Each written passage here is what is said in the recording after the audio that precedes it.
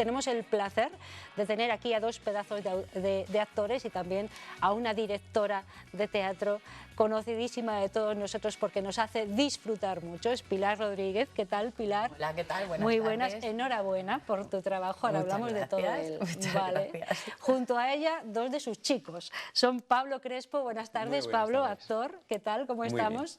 Y Nacho Piera. ¿Qué tal, Nacho? Muy bien, muy bien, muy Que me contento. dicen que desde que tenías 3 años andas ahí en, Sí, desde los en 3 las años. escenas. Madre mía, toda una vida, ¿no? Ya. Sí. Claro. Toda una vida. Sí, sí. Toda una vida Bueno, juntos. vamos a hablar del teatro juvenil.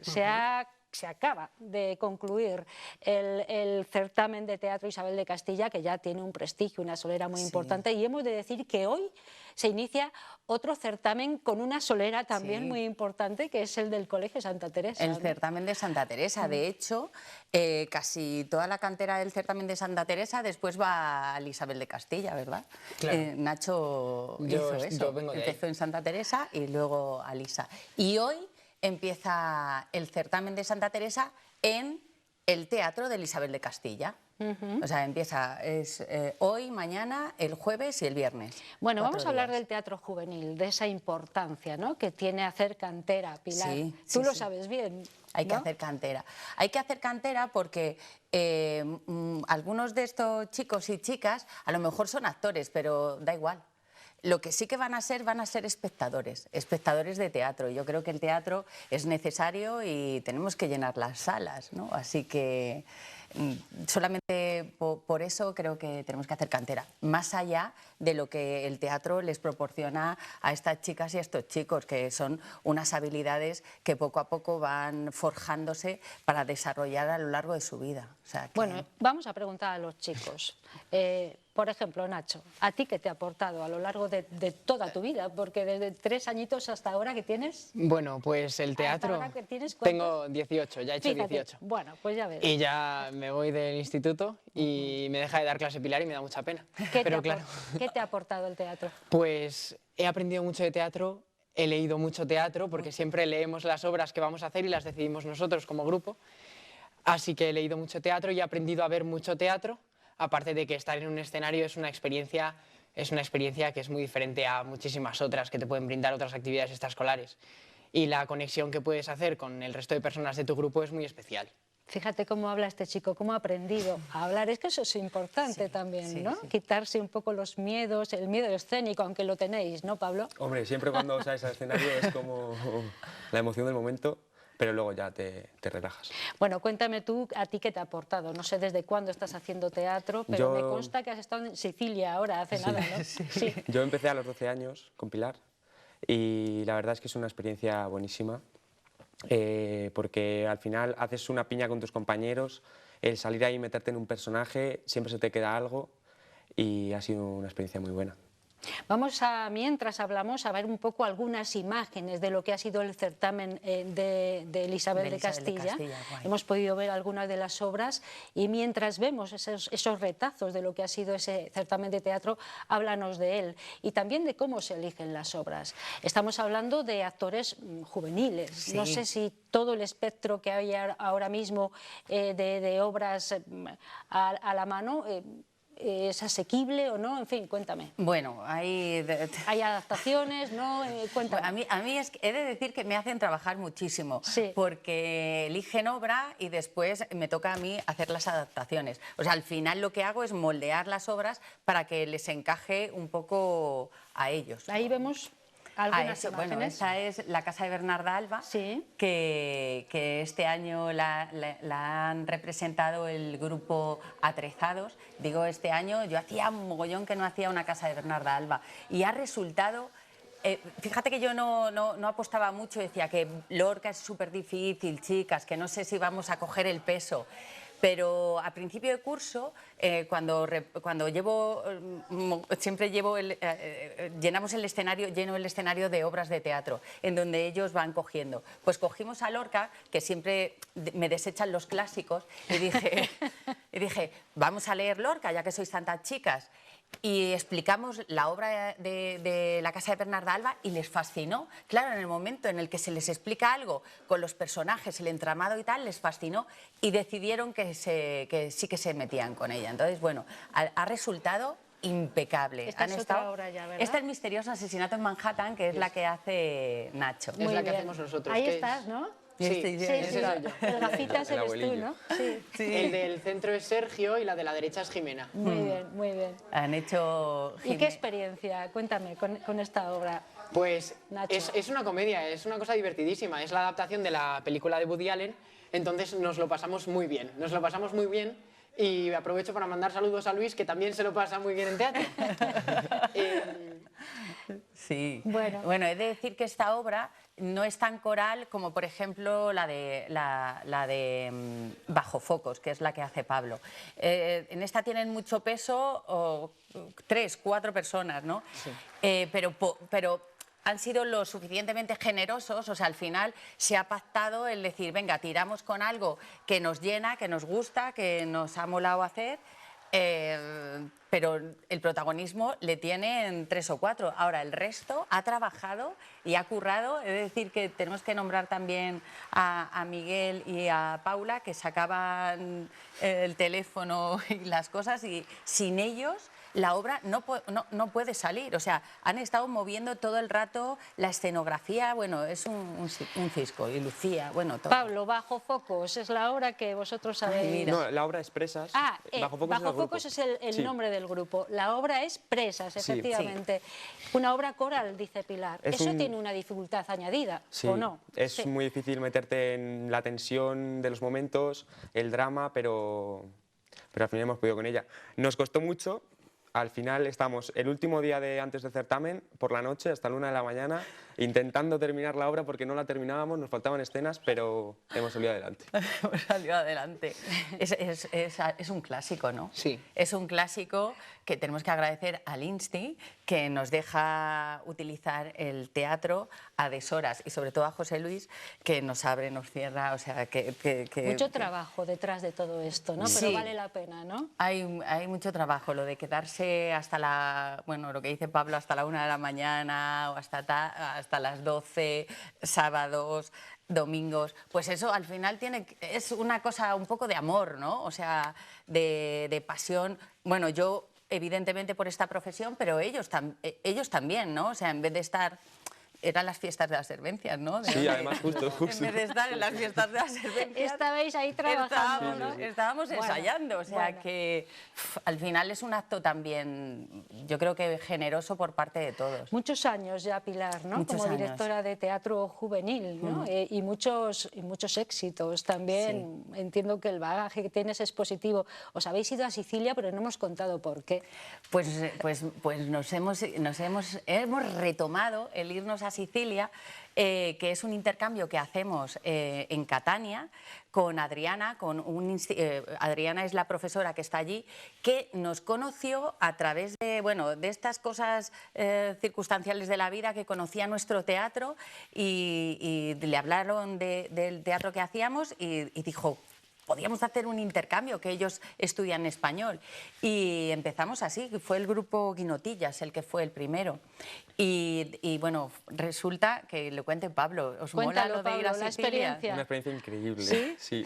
Te vas allí a las casas de los catanos, ves un poco cómo es Catania, que es muy diferente a Ávila, ves cómo viven, que como... es otro rollo, porque ellos se levantan a las 7 de la mañana, entran a las 8 a estudiar, los sábados tienen clase y actuamos allí un día, un escenario muy diferente al nuestro, y ves un poco cómo es la diferencia. La experiencia muy buena, entonces, muy ¿no? buena. ¿Cuántos compañeros habéis estado? 16 somos en el grupo. 16 en el grupo, nada menos. Nada menos, Sí, es que ya. por eso, que una obra coral, 16, o sea, Madre es mía. que Ha sido un son poco locura. mogollón. Bueno, Es un y poco ahora loco. se estrena el certamen Santa Teresa con muchísima solera ya. No sé cuántas ediciones son ya. No Muchísimas. sé, no sé, pero muchísimas, Sí, muchísimas, sí, muchísimas. Pues 20 y muchas. o 20 y o más. muchas. Yo creo que porque ya llega a los 30, yo que creo ya que hemos tenido que también, hacer quizá. 3X. Yo sí, creo sí, que sí. ya hemos hecho, sí, 30 o 30 y 30 algo. y algo. El asunto es que, bueno, la pandemia, bueno, ¿qué te voy a contar, Ana? Que ha hecho mucho daño Sí. y está costando retomarlo, porque antes hacíamos obras y las representábamos, nos íbamos a San Viator, a Valladolid, a Martí Herrero, a la Casa Grande, a Mingorría. Bueno, de esos certámenes no queda ninguno. Tampoco juvenil tampoco, entonces es como hacemos las obras y queremos representarlas. Claro, claro. Porque al final esto es para que lo vea un público. La experiencia de sin público es muy buena, pero no tiene nada que ver con el feedback, ¿no? que claro. recibes. Claro. Entonces, Isabel de Castilla, gracias a que hay un AMPA que tira, que no sé cómo decirte, o sea, el certamen sin el grupo de padres y de madres sería, bueno, impensable, o sea, imposible y sin, vamos, ni por asomo. Entonces hay un grupo que tira que, vamos, de forma titánica y ha salido. También hemos presentado nosotros, Isabel de Castilla, muchas obras, porque hay mucha cantera. El de Santa Teresa, que es el infantil, está costando mucho. O sea, va a haber, nada, cuatro obras, pero Pepe, el director del Santa Teresa, decía, pero vamos a arrancarlo, porque si no se arranca, no sale. Entonces, bueno, vamos a ver si se viene la gente a ver el infantil, que es a las 6:30 en el Isabel de Castilla, y nos animamos. Bueno, tenemos que terminar, no sin antes hacer una ronda y preguntaros a cada uno de los tres, cada uno desde su lugar. Nacho, ¿por qué hay que hacer, ver, disfrutar el teatro de alguna manera? Pues porque no solo es una forma de vivir el arte, sino también es una forma de conectar con tu cuerpo, que ahora es una cosa que estamos dejando mucho de lado, ¿no? O sea, ahora vivimos en un mundo muy racional en el que casi no conectamos con nuestro cuerpo, y Pilar trabaja mucho el cuerpo, que es algo súper potente y que yo he agradecido infinito. Y va ligado a la mente, además, ¿no? Efectivamente. Por completo. Sí, sí. Bueno, estás contento, ¿no? De la Contentísimo. No, ahora te toca a ti. A mí, yo en mi cerebro estaba pensando, no he dicho que tenemos al grupo Bambalinas, que estrena el viernes, de Isabel de Castilla, y al grupo Trastelón, que ha hecho Monstruos, que es que si yo no lo digo, tú sabes, ¿no? Hombre, yo me busco un problema, entonces tengo que decirlo. A lo largo de toda esta semana, ¿no? Claro, o sea, son los de Isabel de Castilla y mañana actúan los titiriteros. Bien. Dicho esto... ¿Por qué hay que hacer? Hay que hacer o disfrutar teatro. el teatro. Porque el teatro te hace ser mejor persona. Porque desde el momento en el que te pones en el lugar de otro, ya estás viendo otra perspectiva y puedes entender las cosas. Pablo, ¿por qué? Bueno, Pilar siempre nos dice que el teatro es una forma de representar problemas reales, y es verdad. Yo, por ejemplo, hacía de una persona con un problema mental y está muy bien, está muy bien. Te pones en la piel, ¿no? Sí, te metes en el papel y te pones a pensar cómo sería de verdad, cómo te sentirías, y al final, pues lo que dice Pilar, es una forma de empatizar, a lo mejor. De entender el mundo y de otra manera, de formar parte de él, ¿no? Pues nos lo han estado contando Nacho Piera, Pablo Crespo y Pilar Rodríguez, que es la directora de teatro, que lleva toda la vida haciendo que muchachos desde bien pequeños, como es el caso de Nacho, disfruten, amen el teatro y por ende todo lo que les rodea, que es la vida en general. Gracias, Pablo. Enhorabuena por el trabajo. Gracias, Nacho. Enhorabuena también. Gracias, Pilar. Enhorabuena.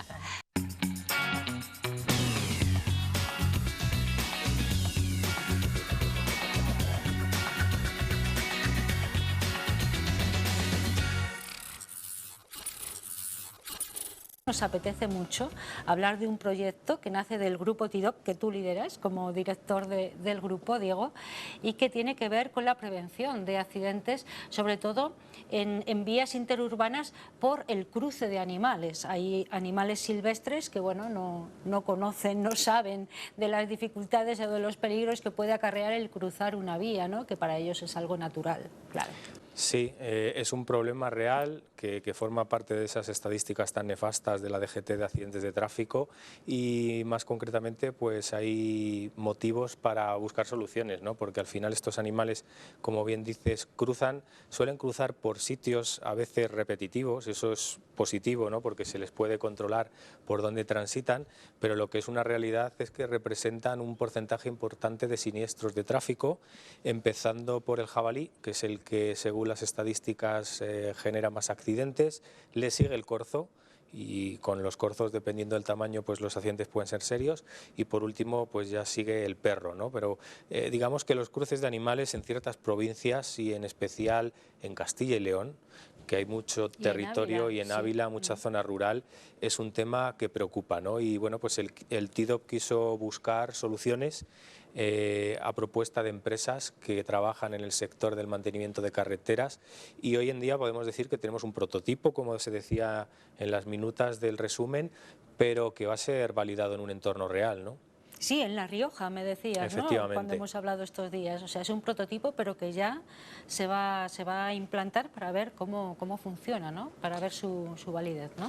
Cómo funciona, que detecte estos animales, ahí somos precavidos. Quiero decir, si hay falsos positivos, preferimos que haya falsos positivos. Es decir, si al final la cámara detecta movimientos que no son de animales o que son de animales más pequeños y se ilumina ese panel que queremos que alerte al conductor, preferimos que haya una prevención que no un falso negativo, ¿no? Y que por lo tanto nos ilumine cuando realmente hay un animal en la carretera. Bien, bien, bien. Más vale pasarse por exceso que no por defecto. Eso es. Bueno, y también otro problema añadido con este cruce de animales, fundamentalmente en las vías interurbanas, es que suelen hacerlo por la noche. Hay mucha menos visibilidad, claro.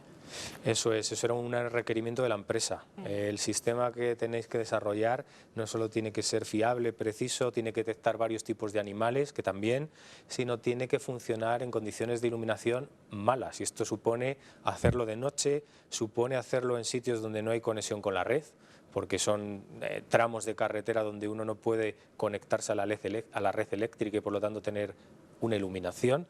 Entonces todo esto conjugó una serie de requerimientos que nos puso encima de la mesa la empresa y bueno, pues hubo que buscar soluciones, ¿no? Soluciones eficientes. Bueno, vamos a ir por partes. Este prototipo se va a validar ahora en La Rioja y bueno, si todo va bien, pues supongo que se implantará en otros territorios, pero si te parece podemos ir viendo unas imágenes de cómo se intentaba prevenir antes. Eso es. Y todavía en algunos lugares el cruce de animales, ¿no? Efectivamente. Bueno. Siempre ha habido soluciones y bueno, pues estas soluciones van desde las más clásicas. Los telespectadores se pueden hacer a la idea, el vallado tradicional, pero lo sabe perfectamente el telespectador, el jabalí tiende a excavar, tiende a romper el vallado y tiende a salir.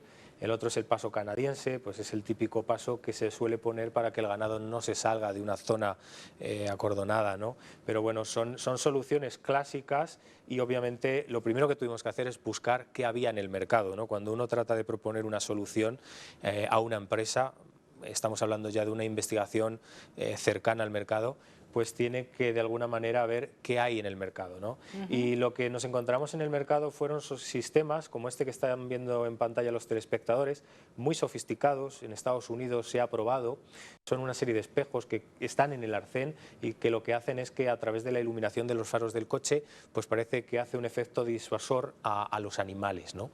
Pero no se acabó de ver como una solución eficiente.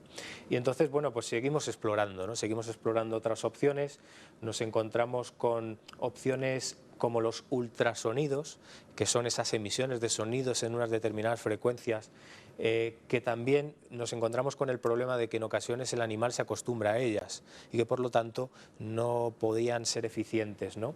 Y bueno, pues se siguió explorando, ¿no? Se siguieron explorando alternativas, alternativas que al final nos llevaron a, bueno, pues a un sistema como el que proponemos aquí, ¿no? A mí me gustaría reseñar que todas estas soluciones en las que el TIDOP se paró a pensar y a meditar, bueno, pues el día de mañana es obvio que debemos confiar en que los sistemas de los coches lleven incorporado de serie ya determinada tecnología que nos permita detectar obstáculos, ¿no? De hecho, ya hay vehículos de serie que, bueno, pues de alta gama sobre todo, que pueden llevar incorporado radar y digamos, tecnología para evitar obstáculos, ¿no? Claro, podemos ver algún ejemplo de lo que sería el futuro, ¿no? De lo que pretendemos o queremos, empezando por este prototipo que vosotros estáis planteando. Es esto, ¿no? Básicamente. Esto sería una idea de lo que puede ser ya el futuro, ¿no? Un coche con incorporación de esta tecnología radar, capaz de detectar y de incluso frenar automáticamente ante cualquier obstáculo. En eso no estamos todavía. En eso, ya digo que hay vehículos, pero no está de serie como pudiera estar el sistema ABS, que todos los vehículos ya de serie pues llevan sistema ABS de frenado, ¿no? Pues esto llegará a implantarse de serie hasta que llegue. la empresa lo que nos reivindicaba es necesitamos una solución, sobre todo en determinados puntos de carreteras donde las estadísticas nos están diciendo que se cruzan muchos animales, que el cruce de animales está aumentando muchísimo y que por lo tanto bueno, pues debe prevenirse y debe alertarse. Y este esta es el la sistema. solución. Este es el sistema vuestro. Este es el sistema Vale. nuestro, es un sistema que lleva una cámara de vídeo, una cámara que, como bien decías, tiene que trabajar de noche, y para trabajar de noche necesita trabajar en infrarrojos, que es como la tecnología de las cámaras para poder trabajar con visión nocturna. Y estos infrarrojos, pues tuvimos que buscar soluciones en el mercado que fueran de bajo coste, porque luego también los telespectadores se pueden estar preguntando, bueno, ¿y qué tenemos que hacer? Tenemos que videovigilar kilómetros y kilómetros de carretera, ¿no? Porque al final una cámara tiene limitaciones en cuanto al alcance, no se puede ver infinitamente, ¿no? Y bueno, pues la respuesta es, pues sí, no puedes instrumentalizar todos los kilómetros de carretera, y al final tienes que de alguna manera buscar aquellos puntos donde de alguna manera se tenga constancia de que el animal se está cruzando, ¿no? Y este es el sistema que al final propusimos, ¿no? Es un sistema compuesto por una cámara de infrarrojos que permite trabajar por las noches, un ordenador. Tiene que llevar un ordenador, y ese ordenador además tiene que ser un ordenador robusto, porque las condiciones meteorológicas a las que está sometido esto que está a la intemperie pues son exigentes, ¿no? Estamos hablando de La Rioja. En La Rioja en invierno pues hace frío, como en Ávila, ¿no? Como aquí. Y luego tiene que ser autónomo en cuanto a energía, no podemos pretender que vayamos a conectarlo a la red eléctrica fácilmente. Entonces tiene que tener su sistema de energía renovable, como en este caso es esa placa solar, vale. fotovoltaica, que le va a permitir alimentar tanto al ordenador como el propio panel luminoso. Y bueno, pues donde está la magia de todo esto está en el software, ¿no? Como siempre, ¿no? Que hace el TIDOP.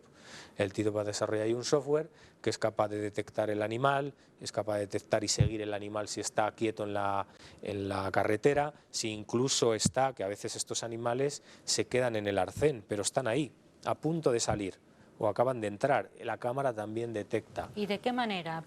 Pues con esta cámara de infrarrojos lo bueno es que se va a ver de noche. Ahora tenemos un vídeo también que podríamos verlo. Ahí le tenemos. Es una cámara de infrarrojos, estamos hablando de visión nocturna, por eso se ve así la imagen, y bueno, pues se ve perfectamente el animal. El conductor, en este caso de este camión, es alertado por la existencia Pero el otro no tanto, ya veremos. de un animal.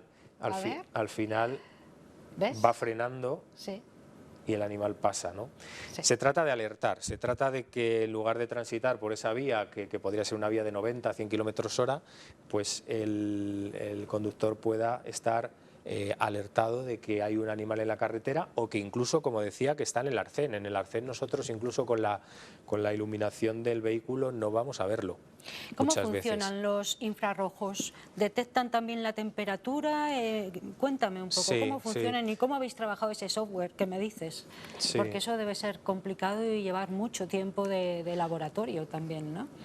La cámara de infrarrojos al final no es una cámara termográfica, como podría pensar el telespectador que trabaje en este infrarrojo térmico, ¿no? Que detecte estas temperaturas, pero sí que nos da esa capacidad de ver de noche, ¿no? por los sensores infrarrojo cercano que va a tener.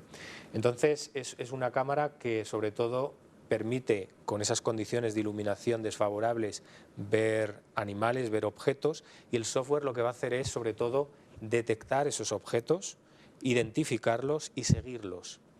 Porque bueno, lo primero que hay que hacer es ver qué trayectoria tiene el animal, ¿no? Es decir, un animal no es un coche que transita por la vía a una determinada velocidad, no es un ciclista que podría estar transitando por el arcén de la vía, o un peatón, ¿no? Que podría estar caminando por el arcén, o que podría incluso estar en el arcén porque se ha averiado el coche, ¿no? Un animal es... Sí, o una persona desorientada. Bueno, puede haber situaciones de todo tipo, ¿no? En cualquier caso valdría, ¿no? Entonces hay que entrenar a estos algoritmos, hay que entrenarlos a que reconozcan a los animales, a diferenciar los animales, a diferenciar pues que un jabalí es un jabalí, que un corzo es un corzo, que un perro, determinados animales, ¿no? Diferenciarlos, ser capaz de detectarlos, ser capaz de seguirlos, y ser capaz de procesar todo eso de una forma muy rápida, porque aquí no vale que el algoritmo esté procesando, no sé, voy a decir un minuto, ¿no? Que a veces hemos traído aquí al magazine cosas que hacemos y requieren tiempos de procesamiento. En un minuto Puede un haber coche pasado ya se ha comido a ese catástrofe. animal, ¿no? Sí. Ya ha pasado el accidente. Tiene que ser inmediato, muy rápido para que se ilumine la señal y para que el conductor tenga la distancia de frenado necesaria para poder detener el vehículo, o al menos si hay una colisión que sea lo menos posible. Y sobre todo en el arcén. Estos animales muchas veces se quedan en el arcén, están ahí agazapados o están comiendo. Es importante que la cámara también trabaje en estos escenarios, porque ese animal, si no ha pasado, va a pasar. Y luego tenemos sobre todo el caso del jabalí, que el jabalí nunca pasa solo. El jabalí pasa con todo el ejército de crías en manada y pasan todos detrás. Sí, sí, Con lo cual, bueno, pues todo esto es importante detectarlo, tipificarlo bien con los algoritmos y alertar debidamente al conductor. Bueno, ¿todo esto cuánto tiempo os ha llevado de estudio, de trabajo, de investigación, de bueno? Pues ha habido como dos fases, ¿no? Y esto es bueno también decirlo porque la gente tiene que entender, y lo hemos dicho en este programa en numerosas ocasiones, que cuando se hace investigación uno no obtiene un producto como pudiera ser un teléfono móvil que ya puedes vender y que ya le pones un lacito y se lo vendes a la empresa, ¿no? Hacer investigación supone que tú vas a obtener un prototipo. Entonces la obtención del primer prototipo que se desarrolla ha llevado un año de trabajo. Un año de trabajo, se dice pronto, con un equipo de unas 3-5 personas. Pero es que luego, desde que el prototipo se obtiene y se valida en la ciudad de Ávila, que además nos toca validarlo en la época de la pandemia, donde no se puede salir. Esto hay que subrayarlo. No se puede experimentar. No se puede experimentar. ¿Qué tuvimos que hacer? Tuvimos que embarcar la cámara en prácticamente una de las personas del grupo, uno de los investigadores, tiene su piso en un segundo piso, entonces nos venía muy bien la altura y tenía la suerte de que esa ventana daba a la calle. Entonces lo estuvimos calibrando, lo estuvimos validando con peatones que pasaban por allí, con ciclistas, con coches, con personas que salían a pasear al perro. Con todo eso se valida ese prototipo. Y esa segunda fase que luego viene después, esa es la más difícil de todas. Yo siempre lo digo, puedes obtener algo que es un prototipo, pero luego tiene que funcionar. Y no vale, no, funciona en el 50% de los casos. Eso a la empresa no le vale.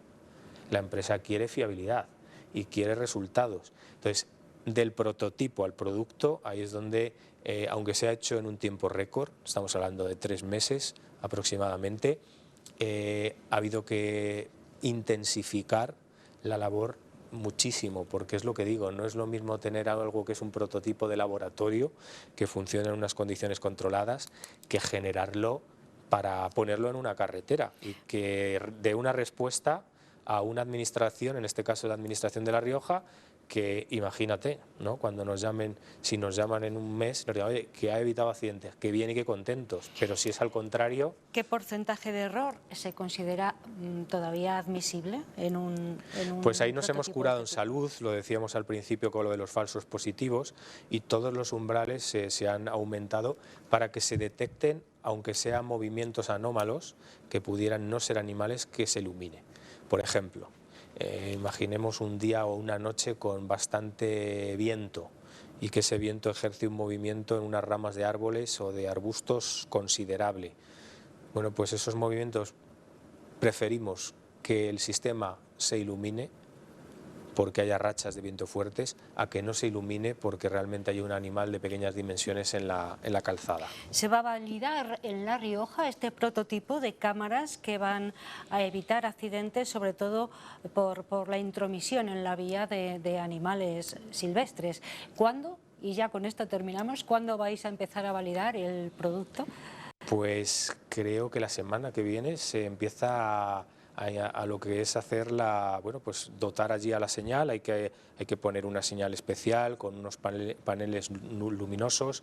Todo esto, que no lo he dicho antes y se puede decir, no hay ningún tipo de compromiso, se está haciendo en colaboración con una empresa que es del grupo ACS, que se llama API Movilidad, con la que, bueno, pues venimos trabajando desde hace años, y es la próxima semana en La Rioja donde se va a poner ya esa señal, se va a poner la cámara, se va a poner el sistema de alimentación fotovoltaico y se va a empezar a testear, ¿no? Se van a empezar a recibir datos y bueno, toquemos madera para que esta cámara funcione, para que esta cámara evite accidentes y para que nos llamen para darnos la enhorabuena. Pues esto nos lo ha estado contando Diego González Aguilera, es el director del TIDOP, donde han estado trabajando este prototipo que se pondrá en marcha la semana próxima en La Rioja, esperemos que luego en otros territorios. Muchísimas gracias, Diego, por haber estado con nosotros en directo y hasta pronto. Gracias a vosotros. Y enhorabuena por el trabajo. Gracias.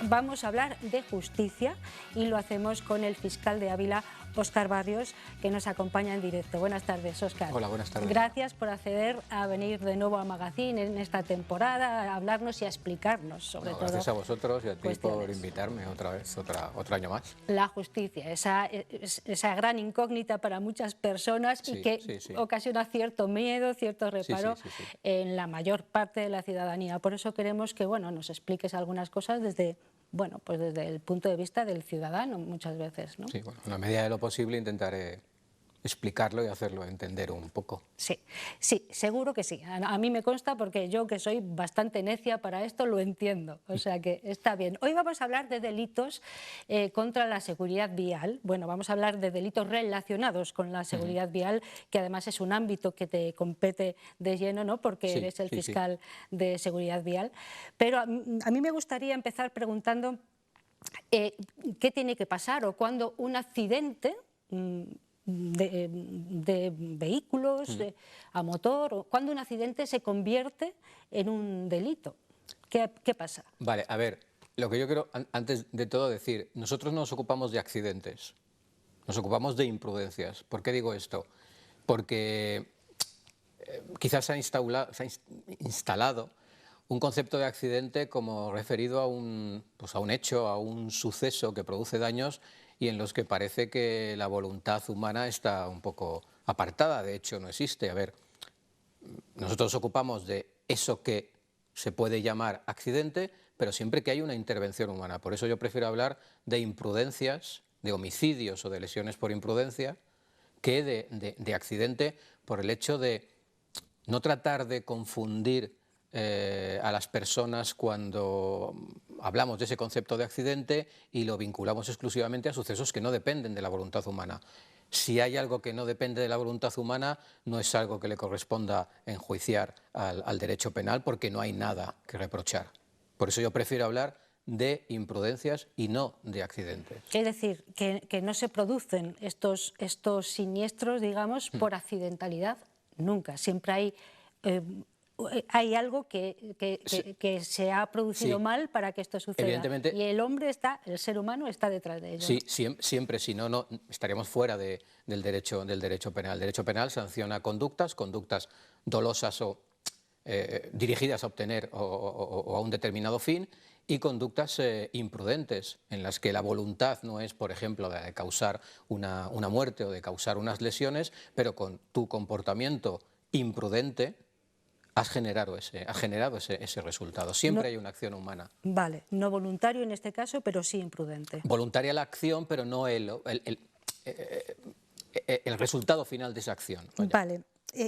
A mí me gustaría que distinguiéramos entre delitos contra la seguridad vial y delitos relacionados con la seguridad vial, porque son distintos, ¿no? Vale, sí, hay un capítulo especial que son los delitos contra la seguridad vial, delitos en sentido estricto, puros y duros contra la seguridad vial, que no exigen ningún determinado resultado final, simplemente la comisión, por ejemplo, de una conducción alcohólica, de una conducción con exceso de velocidad, de una desobediencia, etcétera, etcétera, y luego otros en los que la seguridad vial está implicada, que son a los que me refería antes, a los homicidios y a las lesiones cometidas por imprudencia en todas sus variantes. Es cierto que no son propiamente dichos delitos contra la seguridad vial, son delitos contra la vida, en este caso, contra la integridad física, pero el hecho de que se produzcan como consecuencia de la conducción de un vehículo a motor les dota de una especial relevancia en cuanto a que también con la sanción de esas conductas no solo se trata de sancionar que se haya atacado a la vida o a la integridad física de una persona, sino que se ha puesto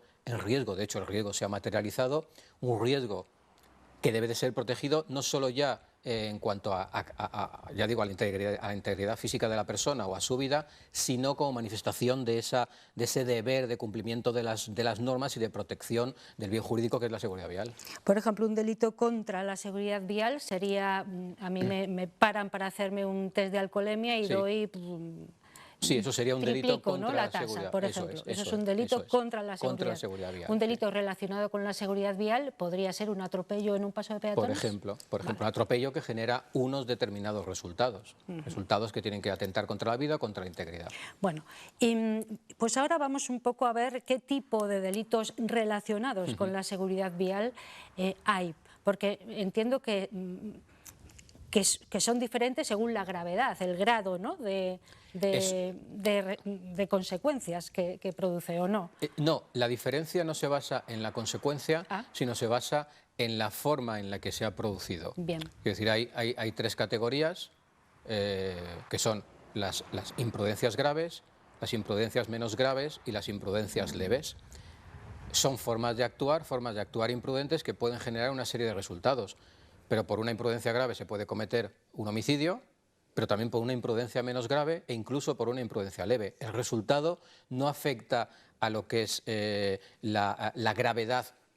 A ver, sí afecta a la gravedad del hecho, pero lo importante es la forma en la que se han producido ese homicidio o esas lesiones, que es el núcleo esencial del tipo, el tipo de imprudencia, si es una imprudencia grave, menos grave o leve, despenalizada. Ahora nos cuentas eso, o sea que puede haber una persona fallecida, pero el tipo de imprudencia puede ser leve. Efectivamente, eso es. Vale, ¿cuándo es una imprudencia grave entonces?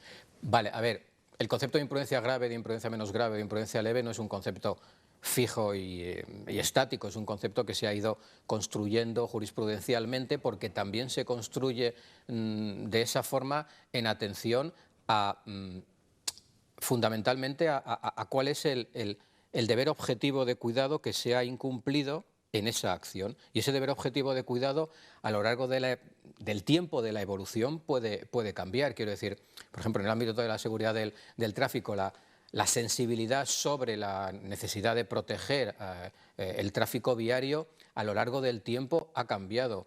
Ese cambio a lo largo del tiempo genera que la importancia que se da a los deberes que se deben de cumplir en el manejo de un automóvil, la desaprobación por el hecho de incumplir esos deberes puede ir cambiando, con lo cual esa categoría de imprudencia grave o de imprudencia menos grave puede ir cambiando porque está vinculada precisamente a esa desaprobación de esa norma que se ha incumplido. Un ejemplo, para que el espectador nos entienda mejor Bien, o te entienda mejor lo que estás diciendo. Un ejemplo de una imprudencia grave. Bien, por ejemplo, a ver, yo entiendo que un atropello, en el ámbito urbano, el paso de peatones es una norma fundamental que debe de ser respetada por parte del conductor porque quien va a estar en riesgo es un peatón, que es la persona, es uno de los quizás lo más vulnerable en el ámbito de la seguridad, el peatón que en la confianza que le supone un paso de peatones trata de cruzar un paso de peatones. La necesidad de que el conductor frene en ese paso de peatones, respete el paso, es fundamental. Yo entiendo que el no respetar un paso de peatones, a priori puede ser considerado, no respetar un paso de peatones y que se produzca un resultado, un atropello con una muerte o con unas lesiones, puede a priori considerarse como una falta muy grave y con lo cual convertir la imprudencia en una imprudencia grave o lo que antes se llamaba en una imprudencia temeraria. Pero a esas circunstancias podemos añadir otras, quiero decir, si esa circunstancia se añade, por ejemplo, un exceso de velocidad, esa gravedad puede verse incrementada. Si a eso se añade una desatención por parte del conductor, a su vez la gravedad se puede ver incrementada. Es decir, que se dé a la fuga, ¿no? No, eso sería otra cosa. Vale. Sería otra cosa. Eso supondría otro delito. Vale. Pero por contra, imaginemos que el paso de peatones, que el atropello se produce al inicio del paso de peatones, al inicio después de un deslumbramiento, que la velocidad es escasa. Todas esas circunstancias, a pesar de que estamos hablando de infringir una norma fundamental que es detenerse en un paso de peatones, puede influir para poder transformar esa imprudencia grave en una imprudencia menos grave o en una imprudencia leve. Es decir, no es posible establecer categorías absolutas de en estos supuestos hay una gravedad y en estos supuestos la gravedad es menor.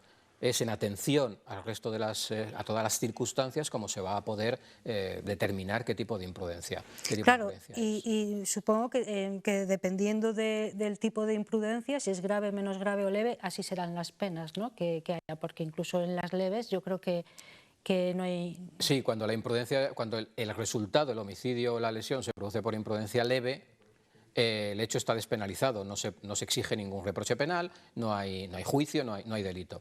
Pero en el caso de que la imprudencia sea grave o menos grave, sí que lo hay. Las penas son obviamente distintas. En el caso de un homicidio por imprudencia grave, la pena puede ser de hasta 4 años de prisión. Pero en el caso de un homicidio por imprudencia menos grave, la pena es de multa. Quiere decir que las penas son considerablemente inferiores en atención, no al resultado, como ves, en los dos casos hay fallecidos, sino en la forma en la que se han producido.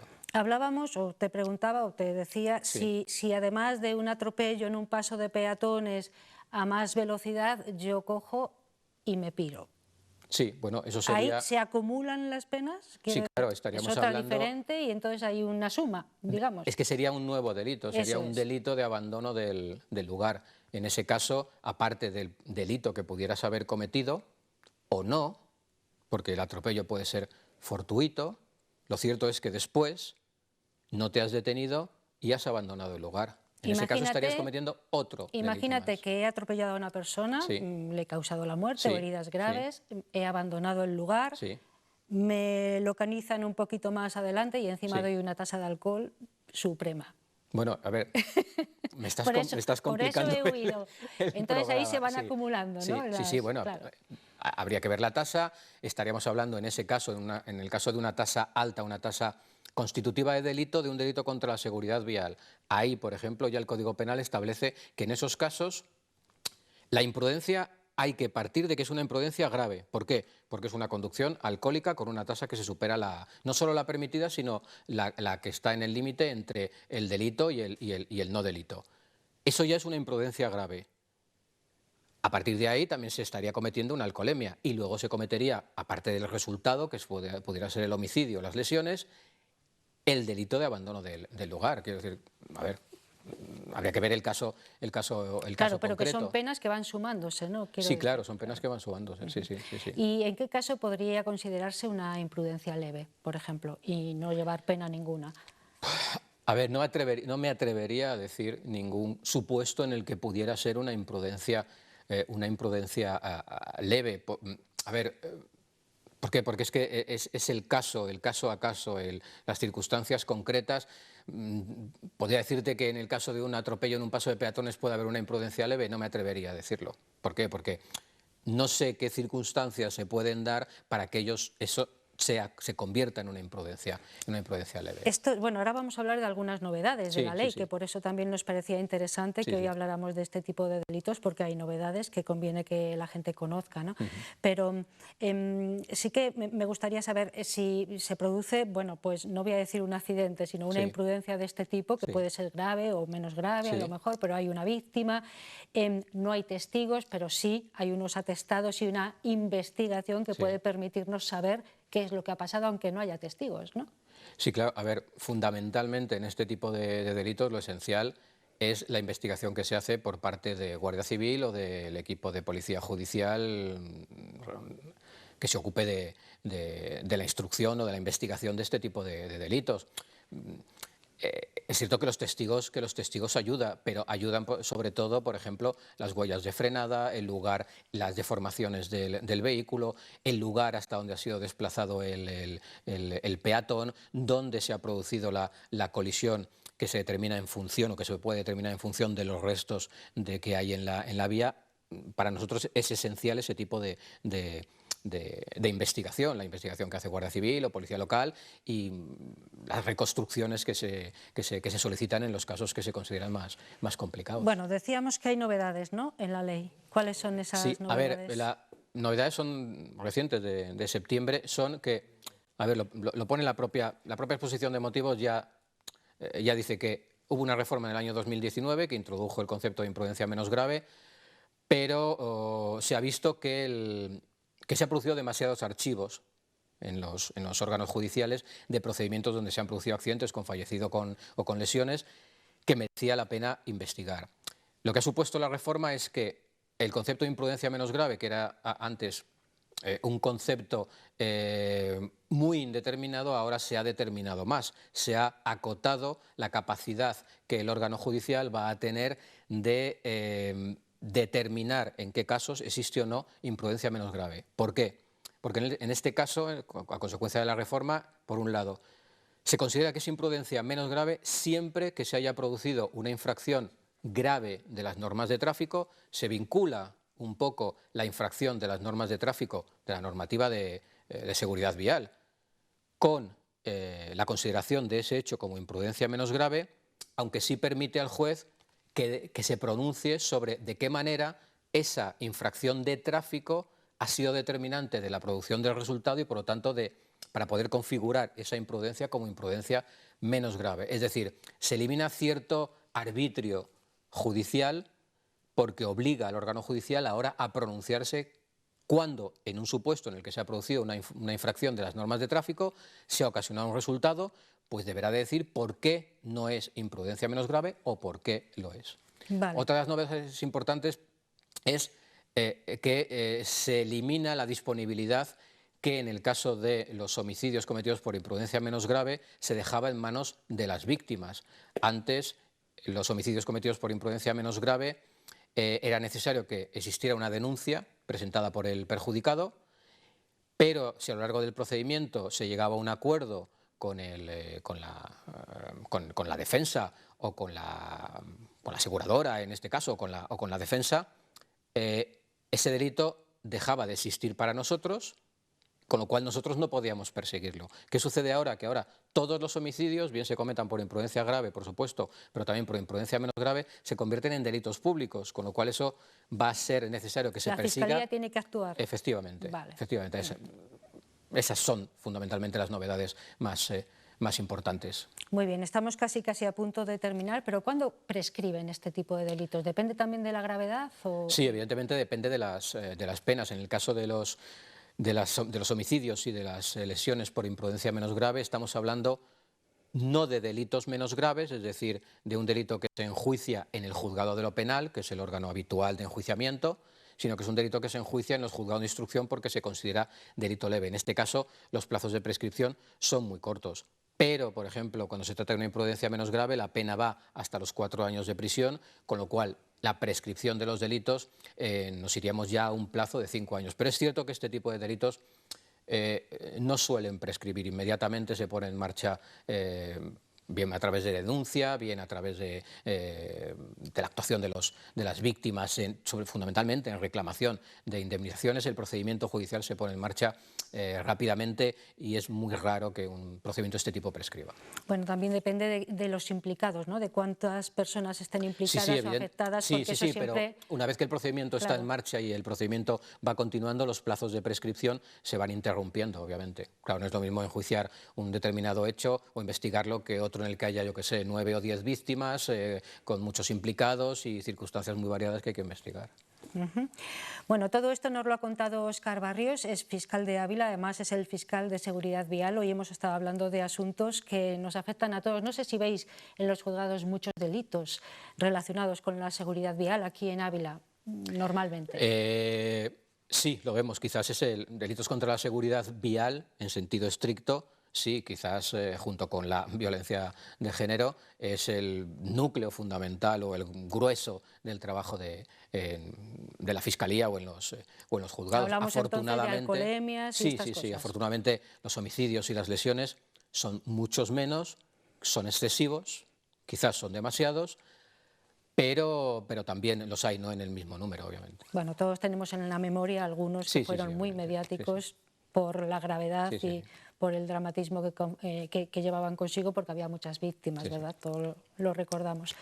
Bueno, pues ha sido un placer escucharte, porque entendemos siempre mucho mejor las cuestiones relacionadas con la ley. Eso espero. Y te esperamos, pues nada, dentro de un mes aproximadamente nos volvemos a encontrar, ¿vale? Gracias, Óscar. Gracias a ti, Ana.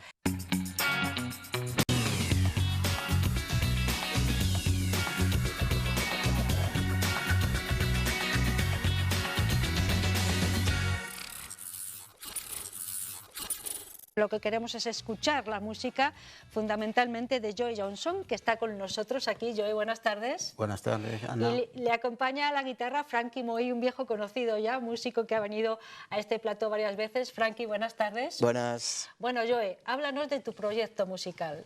¿Cómo le definirías si te pidiéramos que lo definieras, pues no sé, en pocas frases? Bueno, hay que seguir siempre trabajando. O sea que proyecto firme en ese momento no hay. Sí, pero ¿qué tipo de música haces? ¿Qué es lo que te gusta? ¿Dónde te mueves? En fin. Bueno, yo me muevo más en Madrid, pero mi estilo de música es más basada en country. Ajá. Country. De vez en cuando también hago hip hop. Sí. Bien. ¿Y llevas mucho tiempo dedicado a esto de la música? Sí, llevaré más de 20 años en la música. Más de 20 años. Sí. Bien. ¿Siempre con country y hip hop? ¿O? No, he hecho también cosas como lo que presenté aquí en esa misma cadena. Hace ya años, sí, me decías. con Jesús. Sí. Una canción que compuse para niños pobres. Sí. Vale, yo... Porque he ido a Brasil, he encontrado ahí niños allí muriéndose de hambre en la favela, en África igual. Bueno, también aquí hay. Entonces, bueno, pues hice esa canción para poder ayudar a esa población de niños. Bueno, pero tú llevas 20 años dedicado a esto de la música, el Sí. country es la fórmula en la que te encuentras más cómodo y el Sí. hip hop, me decías, Sí. y de repente un día aparece Frankie Moy en tu vida. ¿Cómo os conocisteis? Bueno, Que nos lo cuente Frankie, si no, a ver. Bueno, pues nos conocimos, necesitaba un guitarrista para una actuación y nos pusieron en contacto a través de un amigo en común y a partir de ahí pues hemos tenido alguna actuación así muy esporádicamente, pero sí que hemos hecho alguna actuación juntos, sí. ¿Y os entendéis bien? Bueno, sí, perfectamente. sí. Y buenos amigos ahora, supongo, ¿eh? Sí, sí. Bueno, o sea que Frankie te pone ahí el acorde, ¿no? Adecuado para que tú puedas... Sí, hemos hecho cosas y nos hemos entendido bien, aquí en Ávila y en Madrid también. Bueno, ¿tienes algún proyecto a la vista que nos quieras contar, Joe, antes de escucharos, que es lo que más queremos? Bueno, estoy componiendo canciones, bueno, estoy haciendo un disco nuevo y espero que pueda terminarlo de aquí a final del año. ¿Estás haciendo un disco? Sí. ¿Vas a venir a contárnoslo cuando le tengas? Si me invitas, sí. Hombre, por supuesto, por favor. Claro. Es un placer, claro que sí. Bueno, pues ya me lo apunto, ¿no? Cuando lo tengas más o menos, ¿para cuándo? Sería para septiembre, noviembre, Vale. por ahí. En Para esa después época. del verano. Muy Sí. bien. Bueno, pues estaremos en contacto entonces para que nos hables de ese disco nuevo. No sé cuántas canciones lo compondrán, si serán de country o... Bueno. Sí, va en ese ambiente de country. Muy bien. ¿Y ahora qué es lo que habéis preparado para terminar el programa? Bueno, hemos preparado una canción, bueno, acústica. ¿Cómo se llama? Midnight Cigarette. ¿Es una canción propia? Sí, es un cigarrillo de medianoche. Cigarrillo de medianoche. Sí. Frankie te acompaña a la guitarra, va a Sí. ser una cosa muy acústica porque tendría una instrumentación mayor, pero este directo es absolutamente imprescindible e impecable. Y además único. Y así nosotros nos despedimos. Gracias Joey Johnson, gracias Frankie Moy por A ti, acompañarnos. Ana. Gracias. Muchas gracias por invitar. Nos despedimos con la música de Joey Johnson, Frankie Moy a la guitarra, con esta canción de Cigarrillo de Medianoche. Ponemos el punto y final por hoy a 8 Magazine Ávila. Mañana nos encontramos a eso de las 4:30. Hasta entonces sean muy felices todo lo que puedan y cuídense mucho. Adiós, gracias. Gracias a ti, Ana.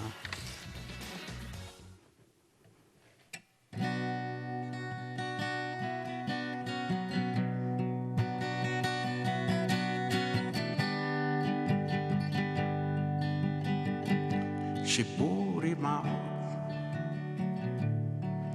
like a penny in a midnight cigarette. She broke his heart, spent whole life trying to forget. We watched him bring his pain away, a little at a time. But he never could get drunk enough to get him off her mind until the night she put that bar into his hand and pulled a tracker and found a drain away his memory.